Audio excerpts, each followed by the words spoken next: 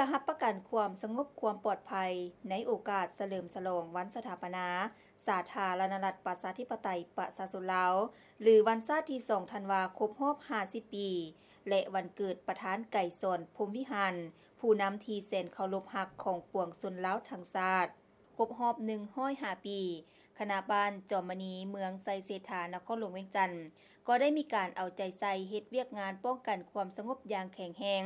เพื่อรับประกันความเป็นระเบียบเรียบร้อยและความสงบปลอดภัยในจุดที่ตนเองรับผิดชอบให้รับประกันได้ร้อยส่วนร้อยโอกาสนี้ทานเสสุริยการรองนายบ้านจอมมณีผู้ชี้นำเวียกปกสก็ยังได้กล่าวตื่มว่าข้าพเจ้าเนาะชื่อเสสุนิยการห้องเลขาพักห้องในบ้านจุดนี้ต่างหน้าให้ทางอำนาจการปกครองบ้านจอมมณีเนาะเนื่องในตอนรับพรรษาที่2ธันวามาถึงนี่พอได้เรียกงานที่เฮาได้มาเฮ็ดผ่านมาแม่นเรียกงานปูพื้นของทางได้เฮ็ดสัญญาประกันความสงบภายในบ้านของพวกเฮานี่แหละบรรดาหางานของหน่วยธุรกิจเห็นว่าตีราคาอยู่90%บ้านนี้เรียกงานที่ว่าปรับปลาทุ่งผักทุ่งชาติตามได้รับแจ้งการจากเจ้าเมืองหรือว่าจากนครหลวงหั่นแม่นได้เฮ็ดไล่ติดทุ่งผักทุ่งชาติหรือว่าทุ่งผักทุ่งเที่ยวนี่เนาะแม่นได้อยู่360พื้นหรือว่าจะได้สำเร็จเด็ดพาพ่อแม่ประชาชนออกให้งานตามเส้นทางสายหลักคือทางหอไก่สอนหั่นแถวหอประชุมแห่งชาติพอได้ขึ้นกับบ้านจอมนี่ของเฮานี่แต่มันได้เฮ็ดแต่ว่าสำเร็จไปน่ะแต่ละทุกๆของเสามันได้เฮ็ดออกให้งานหั่นบัดนี้เรียกงานแผนป้องกันของพวกเฮาเนาะได้แบ่งจุประจำการหั่นเป็นเฮ็ดเวียกตามหน้าที่ของแต่ละสหายหั่นได้สมทบกับกำลังหลวงหั่นมีทหารเมืองมาแต่เมืองไสยทาหั่นจำนวน5สหายมาประจำอยู่จุดที่ว่าได้แบ่งกันไปเป็นจุดแต่เฮามีอยู่7จุดพื้นที่ว่าสับสนของบ้านจอมมณีเฮานี้แล้วมีเสาไฟฟ้าแห้งสูงที่ว่าส่งออกไปต่างประเทศหั่นแม่นมีอยู่6ต้นแม่นได้บ้างกำลังเขา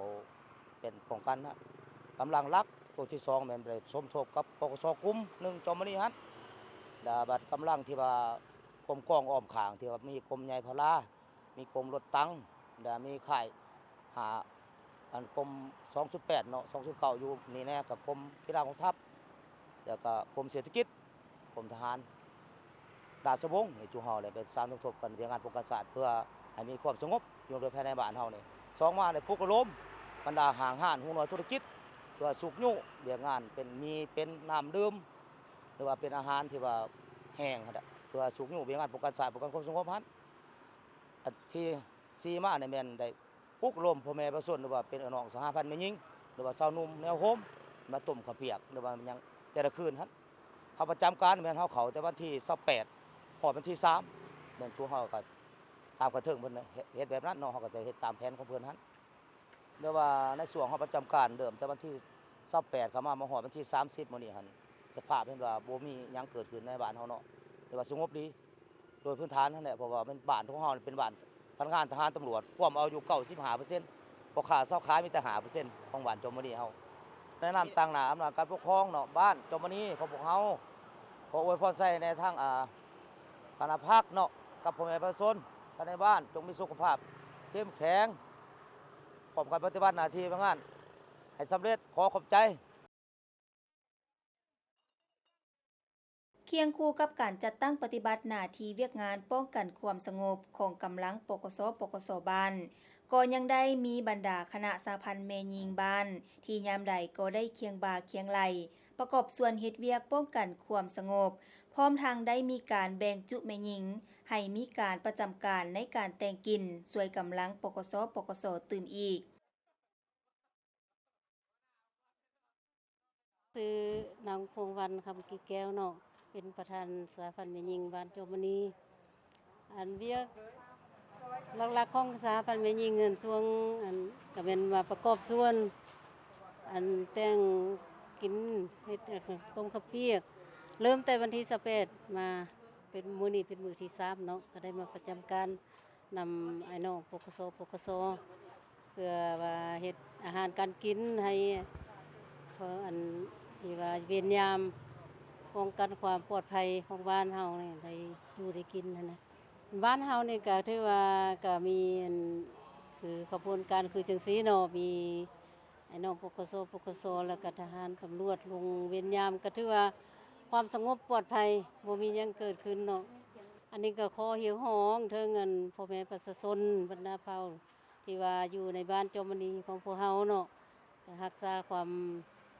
เป็นระเบียบเรียบร้อยแล้วก็ป้องกันเพื่อว่าบ่ให้มีเหตุการณ์หยังเกิดขึ้นให้มีความสงบปลอดภัยก็มีต้มข้าวเปียกเนาะบางมื้อก็คือผ่านมาเพื่อเฮาก็ได้เฮ็ดอาหารขึ้นกับแต่ละมื้อเนาะ